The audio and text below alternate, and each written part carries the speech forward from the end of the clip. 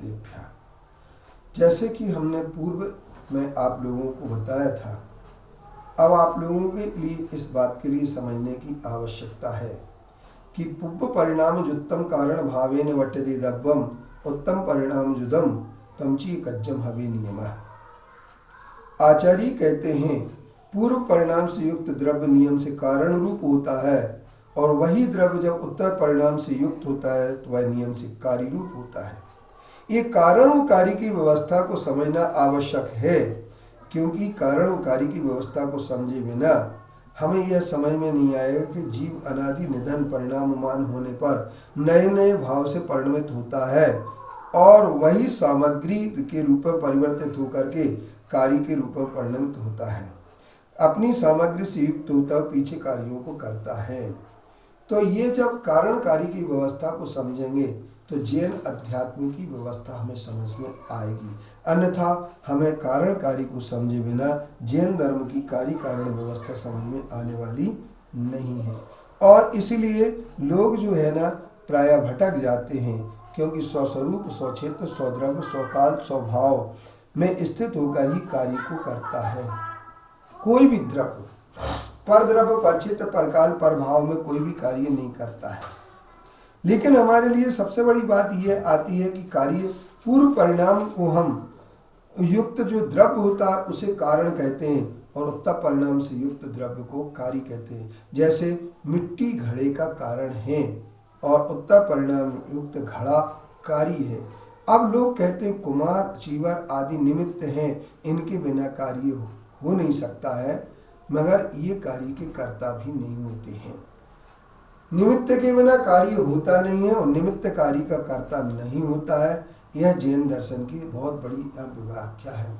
बाह्य तरोपाधि समग्रतेयम कार्य सुते द्रव्यगता स्वभाव नैवान था मोक्ष विदिश्च पुंसाम तेनाभि वंदस्तु मिश्र उदानम।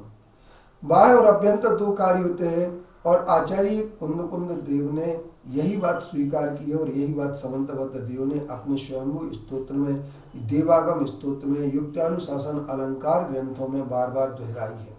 और कारण और कार्य के स्वरूप को नहीं समझ पाते हैं। पूर्व परिणाम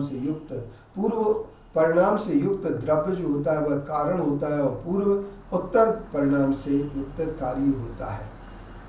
अब हमारे सामने सबसे बड़ी बात आती है, जो मिट्टी का द्रव्य है, मिट्टी है, वह उपादान कारणभूत है। अब उसमें कार्य है ऐसा नहीं कह सकते हैं, कार्य उसमें नहीं है और आगे जाकर के उत्पन्न होगा, इस बात को स्वीकार करते हैं। लेकिन कोई ये नहीं कह सकता है कि उसमें कार्य है। यदि कार्य माना जाएगा तो एक ध्यान रखना, सत्कार्यवाद जो सांख्य मत का बहुत बड़ा एक मत है, एक वाद है, उस वाद के अंतर्गत यह आएगा कि कार्य जो होता है वो हमेशा मौजूद रहता है। जैन दर्शन इसे नहीं मानता है, क्योंकि ऐसा मानेंगे तो कार्य अनादि हो जाएगा। इसलिए जैन आचार्यों ने 4 प्रकार के अभावों का विवेचन किया है, जिसके अंतर्गत उन्होंने कहा है कि सबसे पहले नंबर उन्होंने कहा है प्राग भाव, प्रध्वंस भाव, अन्योन्य भाव और अत्यंत भाव। प्राग भाव का मतलब यह है कि पूर्व में कार्य, जैसे दूध में दही का अभाव है। अगर दूध में दही पाया जाए तो दही का स्वाद हमें खट्टे रूप में आना चाहिए, लेकिन हम जब दूध पीते हैं तो हमें खट्टा स्वाद नहीं आता है। लेकिन जब हम दही खाते हैं तो दही में हमें मीठे का स्वाद नहीं आता है, क्योंकि दूध मीठा होता है, अच्छा होता है, लेकिन मीठे का दूध का स्वाद दही में नहीं होता, क्योंकि उसका अभाव हो चुका है। तो दही और दूध में जिस तरीके से अभाव की बात है, इसी तरीके से हमें एक बात ध्यान रखना चाहिए कि आत्मा में शुद्धोपयोग का अभाव होगा, लेकिन शुद्धोपयोग जब प्रकट होगा तो उस समय अशुभ उपयोग और शुभ उपयोग का अभाव होगा। इसलिए शुभ उपयोग हमारा जो है ना शुद्धोपयोग में कारण बनता है। इस बात के लिए बहुत सारे एकांतवादी जन मानने तैयार नहीं होते हैं, मगर वे भूल जाते हैं कि पूर्व पर्याय से युक्त द्रव्य ही कारण होता है। अने शुभ उपयोग से युक्त द्रव्य ही शुद्धोपयोग रूपी द्रव्य के लिए कारण होगा, उत्तर पर्याय का कारण होगा। और जो इस बात के लिए नहीं मानना चाहते हैं, ऐसे लोग जो है ना हमें भी भटकाते हैं और खुद भी भटकते हैं। इन लोगों से भटकने से हमें बचने के लिए बहुत अच्छा प्रयास करना चाहिए।